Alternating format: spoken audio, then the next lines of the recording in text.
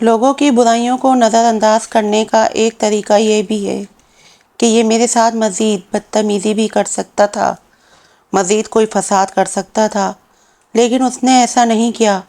اس پر بھی اللہ کا شکر ہے۔ یاد رکھیں، آپ جو کچھ کسی کے بارے میں کہہ رہے ہیں اس کو اللہ کی عدالت میں ثابت بھی کرنا ہے۔ اس لیے سوچ سمجھ کر لکھو اور بولو کہ الزام لگا رہے ہو یا حقیقت بول رہے ہو۔ اگر کوئی آپ کو کہتا ہے کہ تم کچھ نہیں ہو، اسے کچھ نہ کہو، لیکن یہی تو وقت ہے اپنے آپ کو جھنجھوڑنے کا اور ایسا کچھ کر دکھانے کا کہ جب تمہارا دشمن دوبارہ تمہاری طرف دیکھے تو تمہاری کامیابیاں اسے زمین پر نہیں آسمان کی بلندیوں پر ملیں۔ جب آپ دین کا کام کر رہے ہوں اور کوئی آپ کی بات نہیں سن رہا ہو، پھر چاہے وہ براہ راست ہو یا انٹرنیٹ کی دنیا میں آپ کی پوسٹس یا ویڈیو ہوں، لیکن آپ پھر بھی کام کر رہے ہوں، تو یہ بھی ایک صبر ہے اور صبر پر ثواب ہے۔ سوشل میڈیا پر وقت ضائع کرنے کے بجائے کچھ اچھا لکھ کر شیئر کریں، کچھ اچھا بنا کر شیئر کریں، بس کچھ اچھا شیئر کرتے رہیں۔ آپ کسی دنیاوی لالچ کے بجائے نیکی کی لالچ میں آگے بڑھیں۔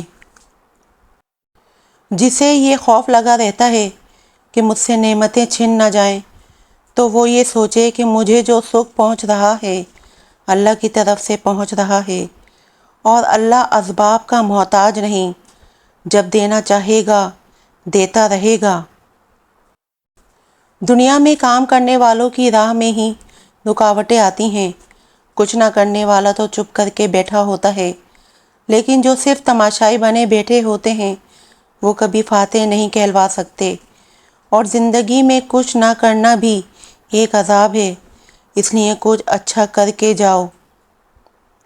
وقت کے ساتھ ساتھ تمہیں بہت دھوکے ملیں گے، کبھی اپنے دھوکے دیں گے، کبھی جسم ساتھ چھوڑ جائے گا، کبھی حالات کا رخ پھر جائے گا۔ بس کسی کا حق نہیں کھاؤ اور اپنے آپ کو مضبوط بناتے رہو۔ بحیثیت مسلمان، ہر مسلمان کو اتنا دین کا علم ضرور آنا چاہیے کہ جب کوئی اسے سیدھی راہ سے ہٹانا چاہے تو وہ اسے منہ توڑ جواب دے سکے۔ تقدیر پر یقین کا مطلب یہ ہرگز نہیں ہے کہ آپ ٹانگ پہ ٹانگ رکھ کے گھر بیٹھ جائیں۔ تقدیر پر سب سے زیادہ یقین میرے نبی صلی اللہ علیہ وآلہ وسلم کو تھا، لیکن وہ بھی تلوار لے کر میدان میں آ گئے۔ آج کے نوجوانوں کو چاہیے کہ محنت کے راستے کو نہ چھوڑیں اور بھروسہ اللہ پر رکھیں۔ دنیا کہتی ہے کہ پیسے ہوں گے تو تم زمین خرید پاؤ گے اور پھر ہی تم اس میں باغ لگا سکتے ہو، اور یہ کام ہر آدمی نہیں کر سکتا۔